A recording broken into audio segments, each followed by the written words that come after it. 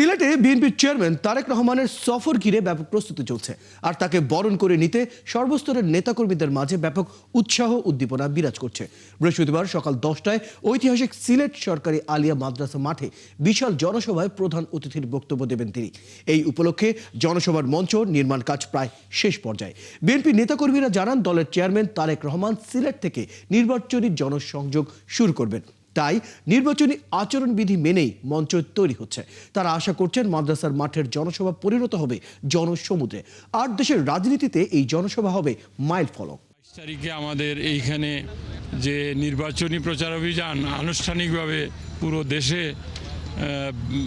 শুরু হবে, তার অংশ হিসাবে সিলেট থেকে তিনি ওনার প্রচার অভিযান শুরু করবেন এবং সিলেট সুনামগঞ্জের 11 জন দলীয় প্রার্থীকে পরিচয় করে দিবেন। সাধারণ জনগণের মধ্যে আমরা যে উচ্ছ্বাস দেখেছি, আবেগ দেখেছি, এবং তার প্রিয় নেতাকে তারা বরণ করে নেওয়ার জন্য সিলেটে, কারণ তিনি চেয়ারম্যান হিসাবে দায়িত্ব নেওয়ার পরে এই প্রথম সিলেট আসছেন এবং এরই প্রথম জনসভা এবং নির্বাচনী কার্যক্রম এখান থেকে শুরু হচ্ছে। দর্শক, তারেক রহমানের সফর ঘিরে সিলেটে নেতাকর্মীদের উচ্ছ্বাস, চলছে প্রস্তুতি।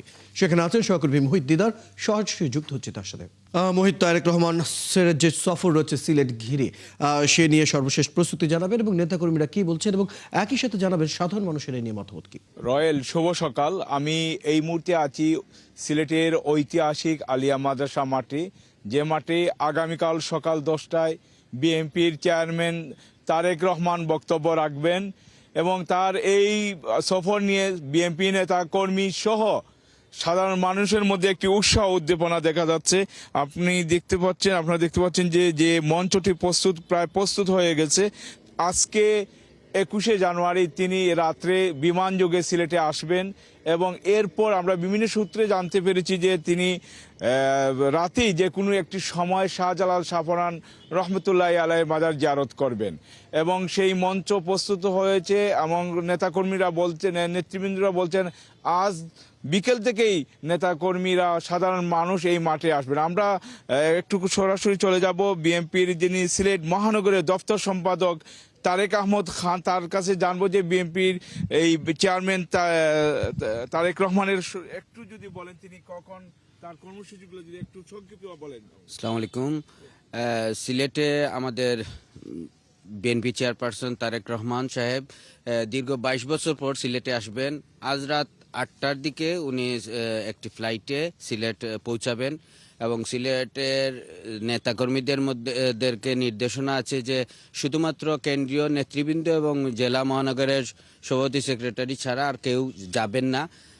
আর কর্মসূচির মধ্যে আর একটা আছে, আগামীকাল 10টার সময় আলিয়া মাদ্রাসার মাঠে উনি বক্তৃতা দিবেন এবং এই সমাবেশ শেষে সড়কপথে উনি মৌলভীবাজার যাবেন। যাত্রাপথে উনি শিলামে ওনার শ্বশুর বাড়িতে একটা প্রোগ্রাম আছে, ওইখানে বেগম খালেদা জিয়ার রুহের মাগফিরাত কামনায় এই মিলাদ মাহফিলে অংশগ্রহণ করবেন।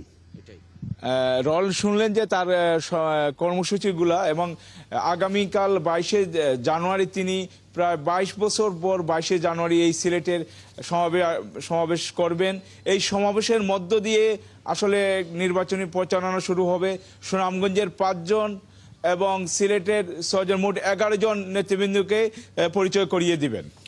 মোহিত দিদার, আপনি খবর রাখতে থাকুন। দর্শক, আমাদের সাথে আমাদের সহকর্মী মোহিত দিদার যুক্ত ছিলেন, যারা ছিলেন সিলেট ঘিরে তারেক রহমানের সফর নিয়ে যে ধরনের প্রস্তুতি চলছে এবং নেতাকর্মীরা যেসব মতামত দিচ্ছেন সেই বিষয়ে আমরা সর্বশেষ জানছিলাম।